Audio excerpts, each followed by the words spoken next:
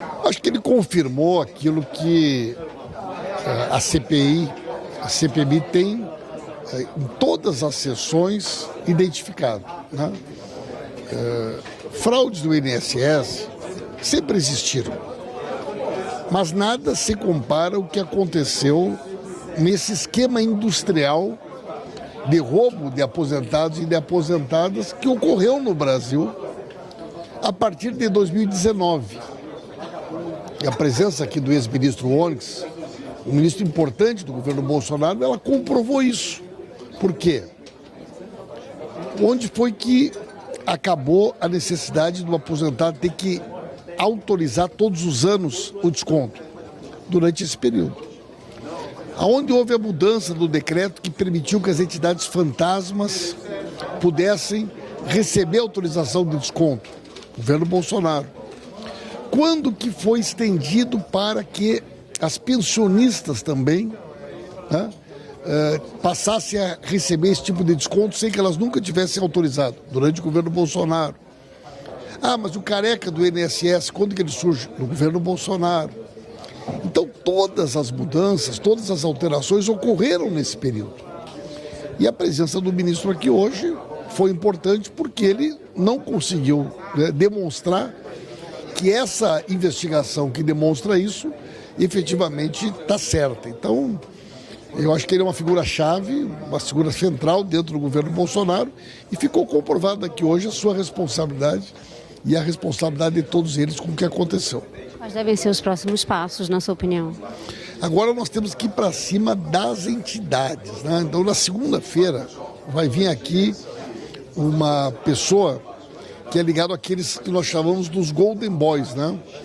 Aqueles jovens que nunca trabalharam, que enriqueceram, o dono das Ferraris, das Lamborghinis, né? Estas entidades que eu falo e que receberam a autorização para descontar de aposentados e aposentadas sem que jamais tenham sido entidades representantes de aposentados e aposentadas.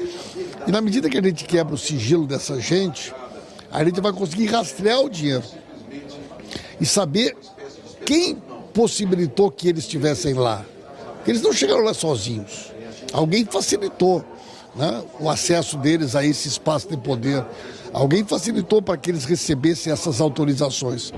E eu acredito que quando a gente rastrear o dinheiro, e nós estamos falando de muito dinheiro, a gente fala de entidades que movimentaram 500 milhões, 300 milhões, em algum lugar esse dinheiro foi parar. E nós temos que chegar, porque na medida que a gente chegar no rastro desse dinheiro, nós vamos chegar nos políticos que também estão envolvidos nesse esquema de corrupção.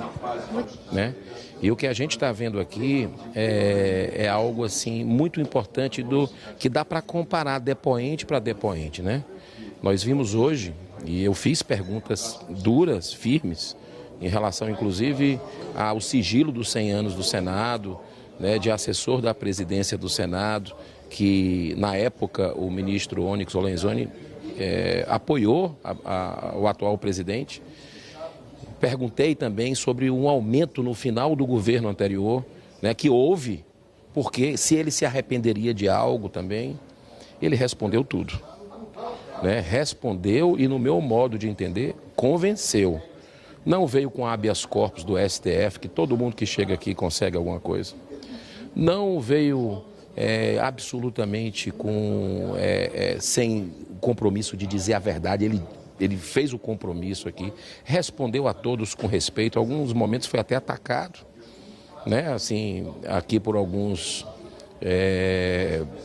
deputados, senadores do PT, ou então da tropa de choque do governo Lula, que foi montado aqui para sabotar investigações, já que nós tivemos blindagem de peças importantes desse esquema de fraude bilionário, que o governo do PT, a gente não pode dourar a pílula.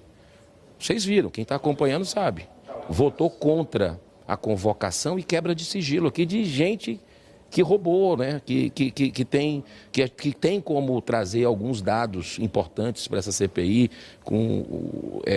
dos milhões, bilhões que foram roubados e que está vindo tudo à tona. Então, eu acredito que o ministro Onyx Lorenzoni teve uma postura muito firme, olhando nos olhos de cada um, trazendo os dados, respondendo a todos E você vê que praticamente o pessoal do PT foi todo embora, ficou um no final, né? Então, a gente percebe a diferença, porque realmente, né, a explosão dos descontos indevidos são dados, e contra dados você não tem que ter argumento.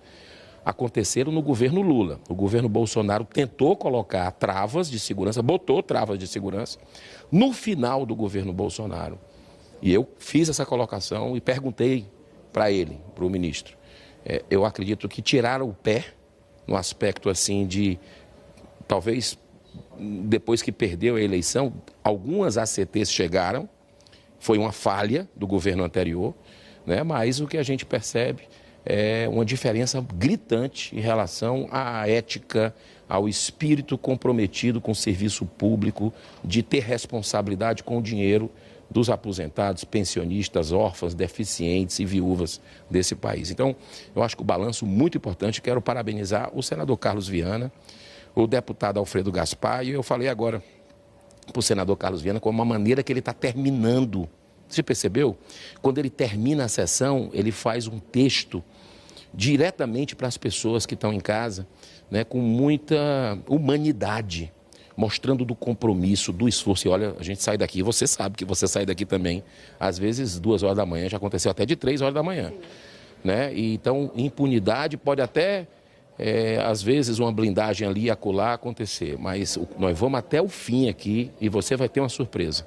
Continue firme, acompanhando, cobrando de forma respeitosa seu parlamentar, né, para que a gente busque toda a verdade. Deus abençoe você e muita paz.